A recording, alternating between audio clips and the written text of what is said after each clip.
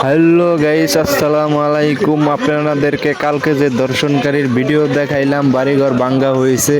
আজকে মাইমিসিং মুক্তাগাছা থেকে ছাত্র সমাজ আইসা তাদের বাড়িঘর দেখেন কিভাবে জ্বালিয়ে দিয়েছে। আমার কাছে মনে হয় উচিত শিক্ষা হয়েছে। এই ময়মনসিং পুরা ডিস্ট্রিক্ট কাঁপবে এই দর্শনকারী দেখে। আশা করি আমাদের ময়মনসিং এটা দেখে শিক্ষা হয়ে যাবে, আর কোনো মানুষ যাতে দর্শন করবার গেলেও 10 বার চিন্তা করে। দেখছেন, আসলে সাধারণ পাবলিকের কাছে আর কেউ কিচ্ছু নাই। দেখেন পুলিশ বাইরে আইসা তদন্ত করতেছে, তারাও বলতেছে যে তোমরা ঠিক করতেছ।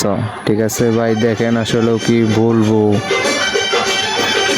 আমার কাছে খুব সুন্দর একটি কাম করা হয়েছে। হয়তো দেখে খারাপ লাগবে, কিন্তু আসলে দর্শনকারীকে যারা সহযোগিতা করছে তাদেরকেও বাড়িঘর জ্বালিয়ে দেওয়া হয়েছে। ছাত্র সমাজ আইসা বাড়িঘর পুড়ে দিয়েছে। দেখেন আগুন আর আগুন, কি দাও দাও আগুন।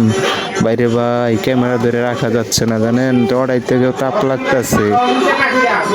আরো অনেক সাংবাদিক আইসা ভিডিও করছে। দেখেন সাধারণ কি পাবলিক আর পাবলিক, তারা সবে দর্শনকারীর ফাঁসি চাইতেছে।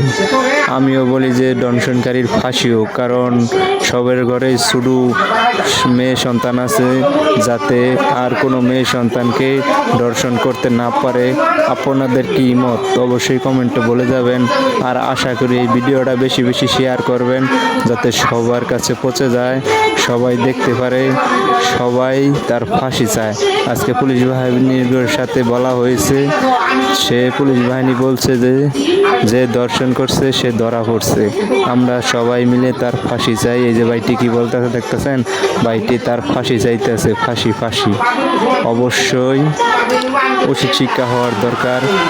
এত চোখ এত নিচু কেন? 7-8 বছর মাইয়াদেরকে দর্শন করতে হবে কেন? তোর বউ আছে, পোলাহান আছে, 3টা মাইয়া আছে, তোর বয়স কম হইলো 50-এর রূপে, কেন পিচ্ছি মাইয়ার দিকে তোর লুক? বাড়িঘর আরো জ্বালিয়ে দাও, একবার শেষ করে দাও। ভাই এই ভিডিওটা অবশ্যই শেয়ার করবেন বেশি বেশি, যাতে সবার কাছে পৌঁছে যায়, যাতে এই ভিডিওটি দেখে পুরা ময়মনসিং শিক্ষা হয়ে যায়। দর্শনকারী যাতে এই ময়মনসিং আর না ঢুকতে পারে।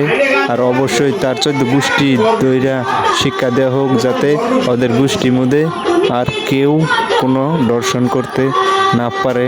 আর আমার চ্যানেলটি অবশ্যই ফলো দিয়ে রাখবেন, সাবস্ক্রাইব করে রাখবেন। ধন্যবাদ।